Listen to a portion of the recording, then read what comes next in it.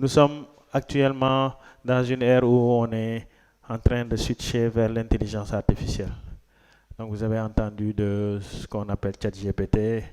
Il y a des Midjourney, plein de plateformes, plein de sites qui offrent des solutions d'intelligence artificielle. Et aujourd'hui, je pense que quelqu'un peut être sur Instagram sans avoir d'appareil photo et être un photographe avec l'aide de l'intelligence artificielle. Donc c'est le moment bonbon encore. Donc on va faire un petit quiz pour que vous puissiez me dire les images qu'on va voir tout à l'heure. Lequel est intelligence artificielle, lequel est photo réelle? C'est bon? Ok. Alors, entre ces deux photos, quelle photo vous pensez est prise par un appareil photo, par quelqu'un, et quelle photo a été générée par une intelligence artificielle? Qui va ça? Oui. Ok. Qu'est-ce qui t'a montré?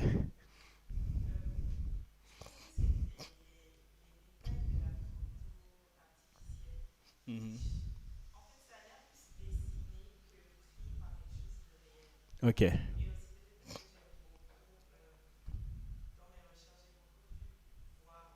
Ok. D'accord. En tout cas, une chose est sûre, c'est que la personne qui a réussi, c'est une photo qui a gagné, je sais pas, un concours. Mais cette personne-là a dû investir à mort sur un appareil. Il a dû se déplacer pour aller trouver ces animaux où ils sont et attendre peut-être toute une journée ou capter un moment précis. Celui-ci, il est resté chez lui, à boire son café, a écrit une phrase et il a eu cette photo. Donc, les deux sur Instagram. L'autre, il fait beaucoup d'efforts. L'autre, il peut faire peu d'efforts et arriver à un résultat similaire. OK? Une autre photo. Ça, c'est le light painting, ce qu'on expliquait tout à l'heure. Donc, lequel est réel, lequel est artificiel. Donc, tu n'as plus le droit de répondre, mais je te donne ton bonbon quand même. Alors, les autres. Oui, il y a quatre photos, mais parmi ces quatre photos, il y a une photo qui est réelle et les trois sont artificielles. Oui. Mhm.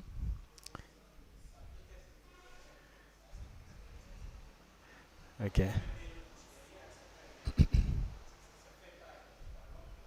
ok, d'accord. Donc, je pense que tu mérites aussi ton bonbon. Je te le jette. Merci. Alors, effectivement, c'est celui-ci qui est réel, l'autre qui est, les autres qui sont artificiels. Et euh, je pense que l'explication, peut-être, je peux me permettre de donner un petit peu, c'est que là, il est plus simple de faire du light painting. Pour faire tout ça là, surtout ici, on se demande quel type de lumière les gens ont tourné autour pour le créer. Tu vois? Mais voilà, l'intelligence artificielle, c'est bien. Mais ils ont beau créer des intelligences artificielles, ils ne peuvent pas rivaliser avec le Seigneur. Parce que l'homme est extraordinaire. Alors, plus compliqué, parmi ces quatre. Donc, vous dites celui-ci. Ok. Et celui qui est en bas. Ok. Ok. Je pense que l'intelligence artificielle en fait trop parce qu'il n'y a pas de miroir au-dessus. Euh, à moins qu'il y ait des extraterrestres qui passent. Mais, ouais, mais voilà. Par contre, ici, c'est beaucoup plus cohérent parce que les lampes et tout ça ont été ici. Alors, on va sur les portraits. Donc, l'intelligence artificielle aussi réussit à faire des photos.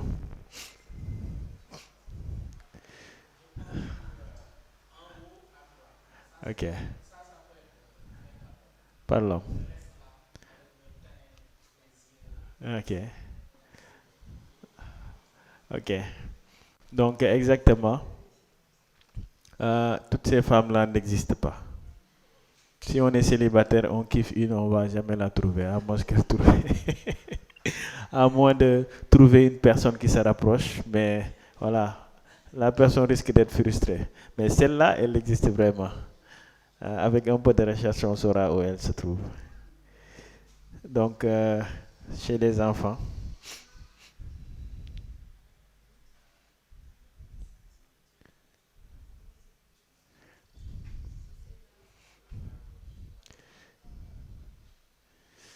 Vous vous dites celle-là?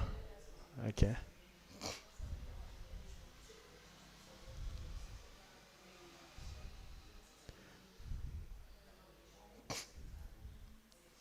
ok. Oui. Non, c'est pas la même personne. Donc, dommage pour vous deux, c'est celle-ci qui est la vraie photo. Et toutes ces trois-là ont été générées par l'intelligence artificielle. Voilà. Donc, ce coup-ci, pour générer cette photo, j'ai demandé à l'intelligence artificielle, tu te bases sur cette photo pour me créer d'autres photos. C'est pourquoi ils ont à peu près les mêmes robes, ils ont à peu près les mêmes dégaines. Ok? Mais c'est celle-là qui est la vraie photo.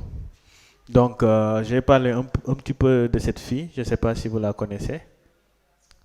Tu la connais? Voilà. On dit que c'est la plus belle fille du monde. Alors, son histoire est assez exceptionnelle. Euh, cette photographe nigériane, Mofé, était partie prendre des photos de sa famille. Ah, là, vous reconnaissez. Et elle a su voir quelque chose que tout le monde ignorait. C'est pourquoi je vous dis que ce qu'on voit avec les deux yeux, quand on regarde tout le monde ici et ce qu'on voit ici peut être différent. Parce que ça nous permet d'être beaucoup plus focalisé sur quelque chose. Et quand il a découvert la beauté de la fille, j'ai fait ça. Et elle a deux sœurs. Donc, sur cette photo, elle est où? C'est la plus petite, voilà. Quand il était enfant, t'as vu? Donc, une photographe, tu peux voir une amie et tu dis, je mets en valeur cette amie-là, et on ne sait jamais. Donc, à côté de ses sœurs, bon, elle est jolie, mais peut-être c'est sur cette photo qu'elle s'est basée. Elle a regardé les trois et s'est dit, celle-là, elle a un truc en plus. Et c'est là, en fait, qu'elle a pris dans son studio. Après, moi, en tant qu'Africain, quand on dit c'est la plus belle fille au monde, je dis, bon, sans artificiel, quoi. Mettez-lui ses cheveux normaux et on pourra... Voilà, mais je pense qu'on lui a mis une perruque ou un truc, un tissage pour valoriser plus son visage. Mais quand même, elle est très, très, très jolie. OK? Et en fait, quand elle a posté ses photos encore, quand elle a, je dirais pas posté, mais exposé. Parce que Instagram, c'est notre salon d'exposition pour tout photographe. Donc quand elle a exposé ses photos, bah, beaucoup de gens sont venus dans son salon d'exposition et ont été ébahis par l'expression que dégageait la photo. Et c'est là, Elena, va voir, Ibo. Et c'est là que les gens ont découvert, waouh, la fille est très jolie. Et c'est là que les marques de vêtements ont commencé à vraiment contacter ses parents pour travailler avec la fille. Et aujourd'hui, elle est super riche en étant toute petite. Et ses parents ont voyagé et ses deux sœurs ont voyagé partout dans le monde pour la voir défiler, la voir faire des shootings pour des marques. Et cela a été déclenché par une photographe qui ne voyait pas la beauté de cette fille, même ses parents trouvaient normal, alors qu'ils avaient une fille exceptionnelle. Donc, la mission d'un photographe, c'est vraiment de valoriser les choses que les gens peut-être ne font pas attention. Apporter de la joie à tout le monde et surtout communiquer à travers la photographie, transmettre beaucoup de choses et l'exposer au monde entier. Donc, dernier quiz pour finir, après ce sera beaucoup plus relax. Quiz, photo biblique. Donc, pour un chrétien qui fait de la photo, alors, quels sont les personnages? Ça, il faut connaître la Bible pour répondre. Alors, là, c'est quel personnage biblique qu'on a essayé de... Goliath, oui. Ici. Moïse, oui. Ici.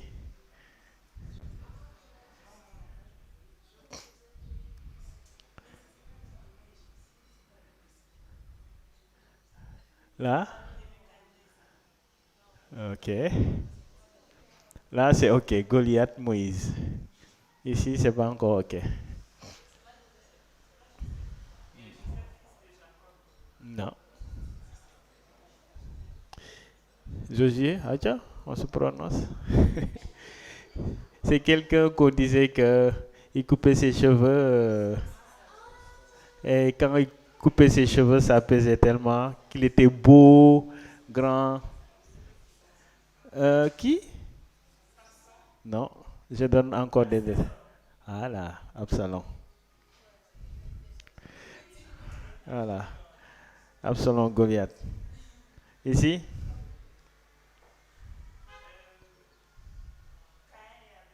Yes. Ouais.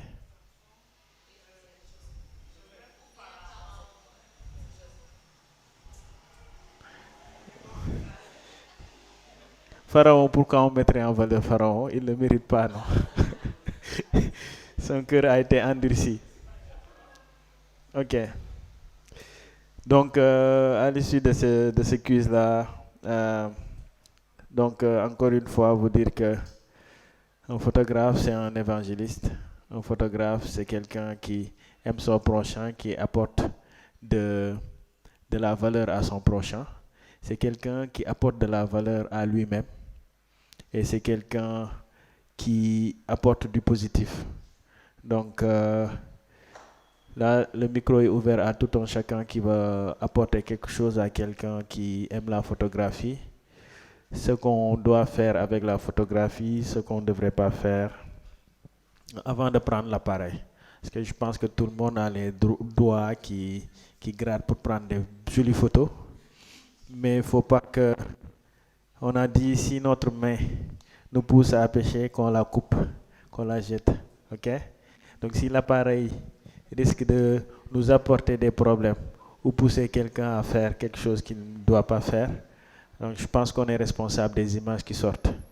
Et il y a ce qu'on appelle en droit, le droit à l'image.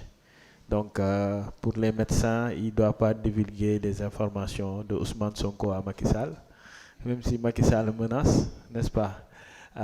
On ne doit pas aussi prendre des photos à l'insu d'une personne qui la dévalorise.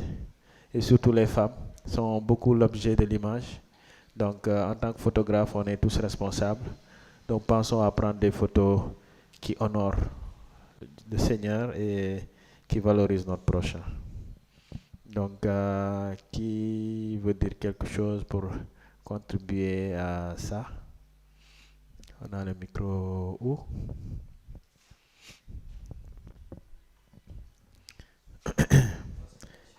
Ouais. Merci beaucoup pour le moment, le partage. C'est voilà, c'est rare de voir des personnes qui partagent leur savoir gratuitement. Et en plus, on a eu une très bonne pause café. Ah, cool. Et gloire à Dieu aussi, je connais un petit peu ton cœur. Et vraiment, merci pour cela. Maintenant, ma question, c'est, nous, on a un petit peu donné nos motivations, mais voilà, quelle est la tienne? Dans le sens de, qu'est-ce qui t'a poussé jusque-là? Qu'est-ce qui, à un moment donné, t'a dit, je veux faire de la photo, je veux me pousser. Bon, je n'ai pas déjà eu à causer avec des photographes professionnels pour savoir tout ce qu'ils savent théoriquement, mais à t'entendre, ce qu'on voit, c'est qu'il y a du contenu. Donc, il y a des recherches, il y a un travail personnel. Qu'est-ce qui t'a poussé jusque-là? Ok. Donc, voilà, ça c'est ma question. Et c'était avant Christ ou après Christ? Ok. Ah, c'est une bonne question. Euh, je pense que si je dois dire un peu de mon témoignage, avant Christ, j'étais photographe. Après Christ, je suis quelqu'un qui forme des photographes.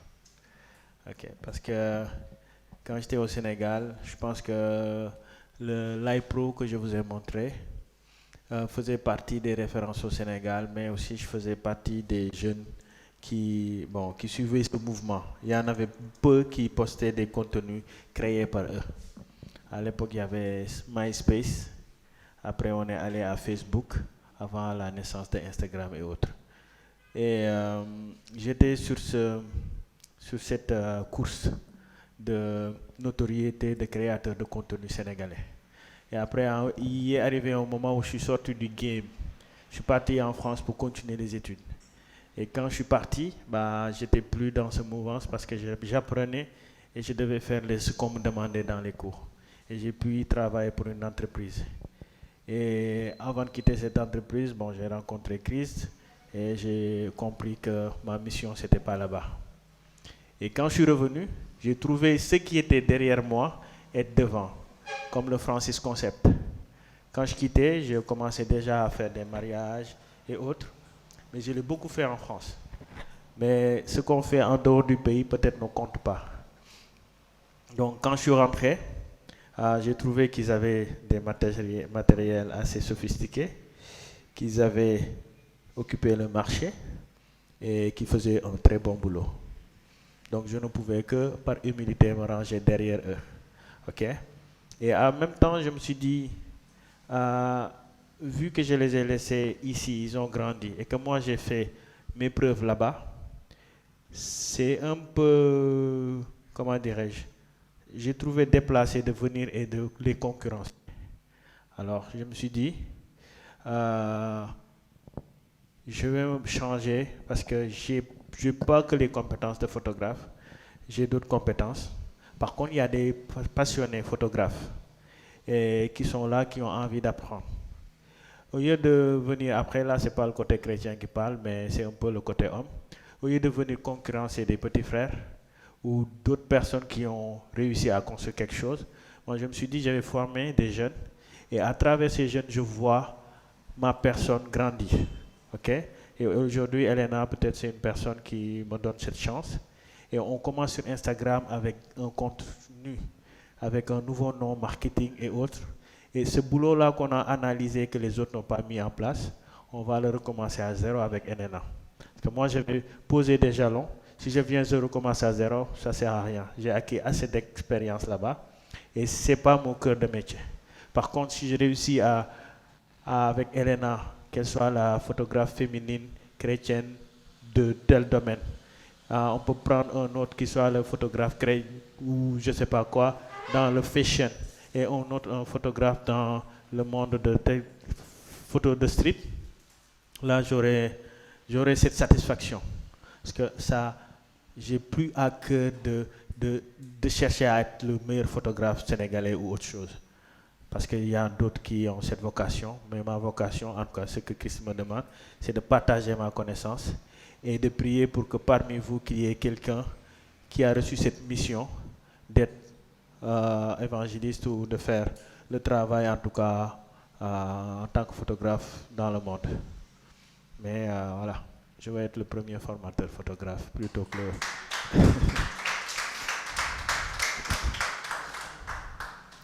Quelqu'un a une question par rapport, s'il y a une contribution, c'est quelqu'un qui veut apporter ses conseils à tout le monde, d'expérience. Elena, parle-nous un peu de ton expérience ici, peut-être.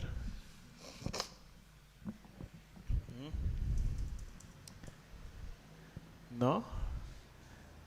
Qu'est-ce que tu as appris ici? Qu'est-ce que tu veux transmettre aux autres? C'est nous qui accueillons donc. Si personne ne parle, on doit parler. Bon, je peux dire que j'ai beaucoup appris ici parce que j'avais un appareil et je ne savais pas l'utiliser. Donc, je prenais des photos. Comme Marc l'a dit, je prenais des photos, mais je ne faisais pas de la photo. Donc, je prenais des photos juste comme ça. Mais quand je suis venue ici, j'ai appris beaucoup de choses, comment manipuler, comment tenir et plein de choses de la photo. Donc, c'est ça.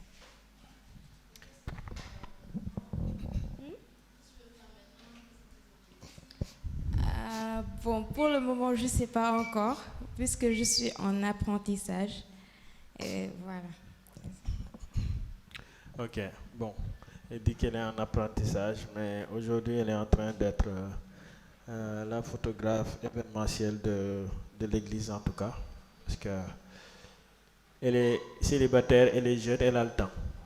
À chaque fois qu'il y a un événement, elle peut y aller, elle est déjà engagée. Je pense que son emploi de temps est assez chargé pour son âge. Voilà, je pense qu'elle est tout le temps, elle veut tout le temps participer à des séminaires organisés chez les méthodistes ou voilà. Et quand elle prend l'appareil, je lui dis écoute, ta mission aujourd'hui c'est partout où tu vas, si tu ne pars pas avec un appareil, tu n'es pas passionné. Donc, si c'est un événement où ça apporte de la valeur à Jésus, prends ton appareil, prends des photos, retouche et offre. Un jour, photographie sera affiliée à Elena. Même si aujourd'hui on entend Tova. Pourquoi Tova? Parce que Tova a toujours apporté son appareil. Même si elle venait pour quelque chose, elle a perdu son appareil. Ok? Donc Tova aujourd'hui est assez occupée par son métier. Et aujourd'hui, un photographe peut être médecin. Mais à partir du moment qu'on a son doctorat, qu'on travaille à l'hôpital, vous savez comment vous êtes sollicité. Donc c'est compliqué de suivre cette passion. Alors qu'une personne qui est passionnée et qui en fait son métier, bah, il sera toujours disponible. À un moment donné, il sera incontournable. Donc c'est ce qu'on essaie de construire ensemble. Et on prie le Seigneur qu'on y arrive et pour sa gloire, quoi. C'est ok pour tout le monde?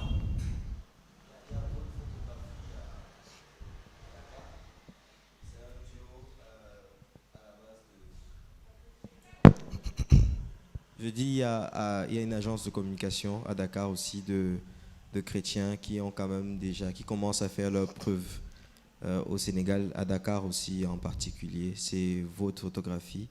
Et à la base, c'était un médecin et un non-médecin, informaticien. Et ils ont fait leur bout de chemin. Et quand j'arrivais, ils étaient à leur début. Mais aujourd'hui, par exemple, à l'université ici, beaucoup d'événements, à Thiès même des mariages, des soutenances et tout ça, ils sont là et l'équipe a déjà beaucoup grandi. Ils ont des couvertures, ils font des restaurants, des hôtels aussi à Dakar déjà. Donc c'était juste pour soutenir ce que tu as dit.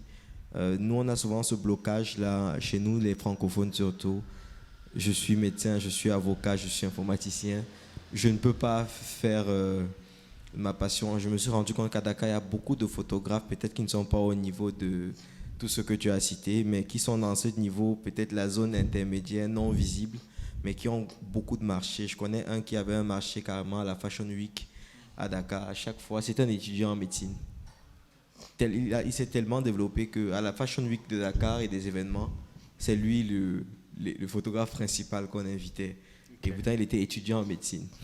Donc, je pense, moi, je sors d'ici étant encouragé en me disant que on doit apprendre à ne pas se mettre des blocages. Et métier et passion peuvent rimer ensemble. Peut-être je ne peux pas être disponible à 100% comme Elena, mais je peux être disponible une journée dans la semaine.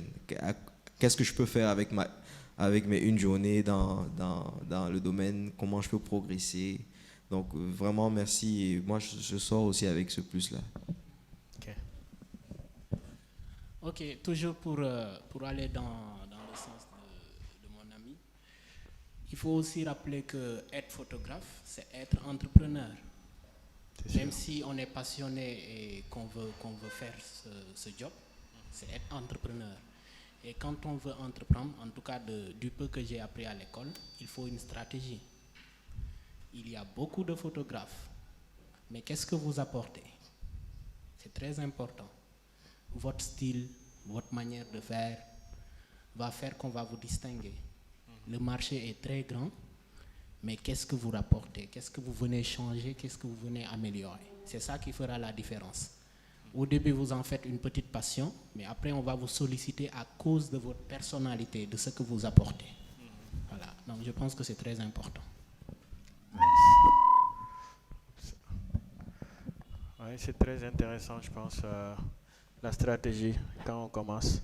Et ce qu'on vient prendre aussi, tout ça, c'est à prendre en compte. Donc, c'est pas on tâtonne pas quand on rentre dans le métier de la photographie. On a une stratégie bien précise. Soit c'est de véhiculer un message, soit c'est de venir pour gagner de l'argent. Donc, si on veut véhiculer un message, bah, à travers nos photos, il faut qu'on voit quelque chose. Si on veut faire de l'argent, il faut dire à l'avance, moi je suis là pour ça. Ok? Et montrer ce qu'on a déjà fait pour ce qu'on veut faire, qu'on nous contacte. Donc, je pense qu'il est déjà midi passé. Bon, on ne va pas vous retenir encore. En tout cas, juste vous remercier tout un chacun d'avoir bien voulu vous déplacer. Tu veux... Oui, le cadrage. Donc, Charlotte, juste pour clôturer, Charlotte me demandait, elle avait des soucis de cadrage. Mais c'est le retard qui fait ça, on en a parlé. Donc, quand tu... Je vais rajouter quelque chose que je n'ai pas dit tout à l'heure. Quand tu prends une photo de paysage, on a une géométrie naturelle que Dieu nous a donnée. La ligne de flottaison ou la ligne entre la terre et le ciel. C'est une ligne horizontale droite. Donc, si tu veux faire un bon cadrage déjà, tu te bases sur ces informations. Et si c'est dans le street photo, bah, tu te bases sur la route. Mais il faut que tu regardes déjà quelque chose de stable et linéaire pour ne pas prendre une photo un peu oblique, un peu truc. On parle aussi du paysage. Donc, quand on est là, une photo horizontale, ça s'appelle paysage. Là, c'est portrait. OK? Donc, on a parlé aussi de la règle des 4 tiers. La règle des 4 tiers, c'est quand tu découpes ta photo en 9 et tu positionnes l'élément qui est plus intéressant en haut. OK? Et par exemple, pour des pâtisseries que tu fais, pour bien les prendre en photo, il faut une mise en scène. Il faut réfléchir comment mettre en valeur. Tu prends des pizzas, il ne faut pas juste prendre la pizza. C'est boring. C'est ennuyeux. Par contre, quand tu prends une tasse de café à côté, tu mets un fruit à côté et tu mets la pizza en haut, un peu à gauche, et les éléments non intéressants, tu les mets en bas à droite. La personne voit la pizza, mais déjà elle a envie de la consommer parce qu'il y a d'autres éléments avec qui les accompagnent. Donc, avec le téléphone, on voit déjà le résultat avant de le prendre. Donc, c'est à toi de positionner vraiment tous les éléments sur ta photo avant de les prendre. Après, il y a du matériel. Peut-être au prochain, on essaiera de faire 2 fois par mois ou bien 1 fois par mois. Et par exemple, on va choisir des thèmes. Photographie de produits. Et on a une box. Dedans, il y a de la lumière. Si on prend des bagues, des petites choses, il y a une technique pour les prendre. Si on prend des choses beaucoup plus grandes, il y a une technique pour les prendre. Et si on prend des photos de mouvement, on sort tous, on va dehors et on s'équipe. On a pas mal d'appareils ici. Certains prennent leur téléphone et voilà. On se corrige et on essaie de pratiquer ce qu'on a vu. Mais on ne peut pas pratiquer quelque chose qu'on n'a pas déjà vu. Donc c'était du théorie, mais théorie sans pratique, c'est vain. Maintenant, je ne sais pas qu'est-ce que vous avez supprimé de votre emploi de temps pour être là, mais nous sommes déjà honorés. Maintenant, ce petit groupe-là, peut-être Anna ne sera pas tout le temps avec nous parce qu'elle est là pour un temps. Mais ceux qui veulent continuer la photographie, et comme je l'avais promis à mes premiers élèves que j'allais proposer des formations. Bah, le temps est là. Le temps de Dieu n'est pas notre temps. Et aujourd'hui, d'autres en bénéficient. Donc, le but, c'est de continuer et de faire de ceux qui le veulent des photographes professionnels, en tout cas, et ils sont libres d'aller là où le Seigneur les appelle. Mais au moins, j'ai cette maîtrise de quelque chose, je ne peux que la transmettre. Et en la transmettant, je multiplie. Ça n'empêche pas, je garderai ce que je sais en photographie. Et quand on est un club, chacun partage les infos et moi, je peux apprendre de chacun d'entre nous. Donc, c'est une première, mais ce ne sera pas la dernière. On réfléchira pour voir comment on peut supporter en tout cas l'organisation des événements comme ça, pour continuer à apprendre. Et deuxièmement aussi, je disais à Josué qu'on ne veut pas rester que sur le thème de la photographie, mais Henri a des compétences dans un domaine, tout le monde. On peut bel et bien vous inviter en tant que médecin et venir ici nous parler de ce que c'est la médecine de nos jours et quels sont les conseils. Moi, j'ai parlé un peu d'intelligence artificielle parce que je suis dans la communication.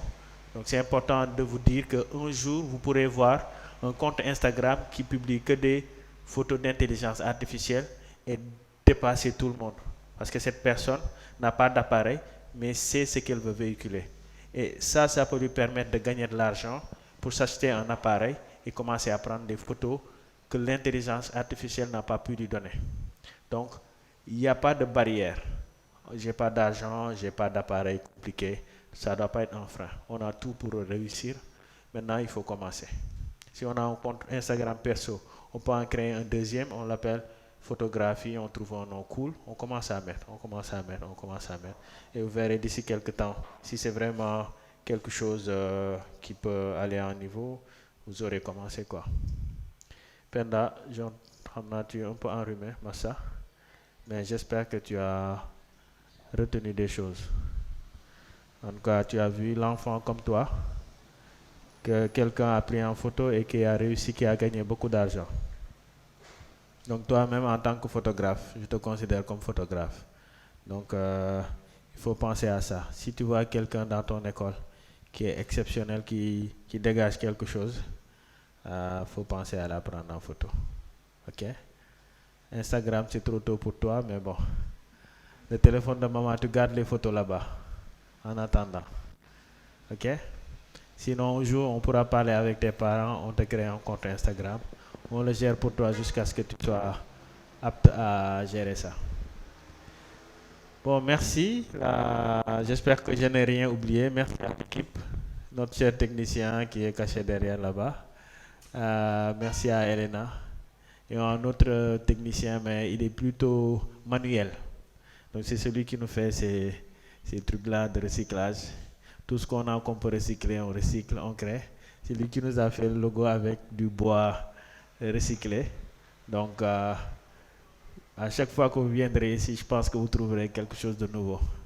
On a une idée précise de ce qu'on veut faire ici, mais qui vivra verra. Que le Seigneur nous donne d'y arriver. Peut-être, Josué, on va te donner le micro pour que tu fasses une prière avant qu'on le quitte.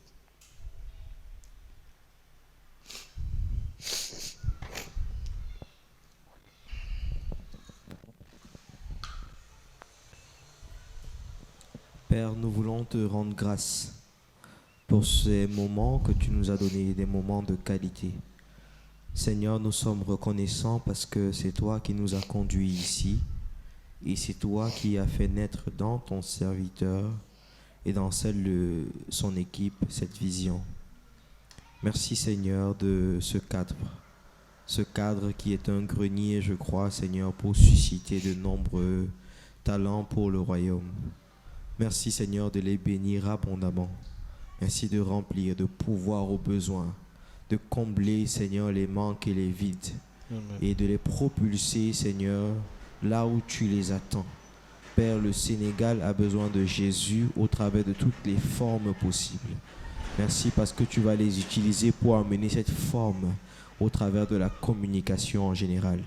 Père, nous voulons également encore te consacrer ces lieux. et déclarer, Seigneur, que la vie de Dieu remplit ces lieux et amène la créativité et amène le développement, la croissance et la multiplication. Au nom de Jésus. Merci parce que tout ce que nous avons appris ne sera pas oublié ou mis à côté. Mais merci parce que tu vas le faire germer.